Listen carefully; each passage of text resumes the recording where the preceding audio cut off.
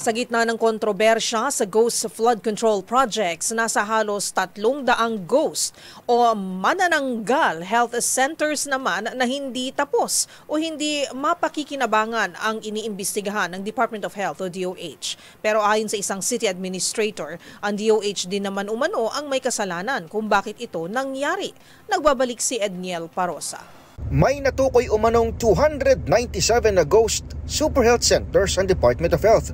Tumutukoy ito sa mga klinikang itinurn over ang konstruksyon sa mga lokal na pamahalaan pero hindi naman umano tapos o hindi magamit.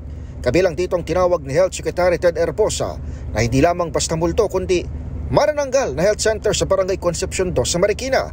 Sa halip kasi na 4-story super health center, mga nakatayong poste. Sa talahiban pa lamang ang tumatambad sa kalihim. Tanggal di ba? Yung itaas wala, yung ibaba meron. So we need to find out how to make this operational. We have discovered 297 super health centers na ganito yung status. I don't know, yung iba completed, yung iba in different phases of completion. So ito nung inimbestigahan namin. Parang malayo pa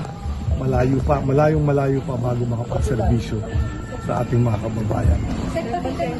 Dito tayo para kita nila. Pero buwelta ng pamahalang lungsod, ini-stab sila ng DOH sa hirit na dagdag pondo para rito. Sabi ni Mark Castro, City Administrator ng Marikina, LGU na nga ang maglalaan ng 200 milyong piso para lamang sa susunod na taon nang mapakinabangan ang proyektong ipinasa naman ng DOH. Sa letter nung mga 2024, nag-request po kami ng additional 180 million. Dahil po para po ma-complete yung ating ground floor, yung second floor, third at saka fourth. Kaya lang wala po namang naibigay na pondo ang ating department. Ang katotohanan po sa AIP nga po ng city, ni-request na po namin na ang city na ang magpopondo, naglaan po ang city ng 200 million para po makomplete lang itong proyekto.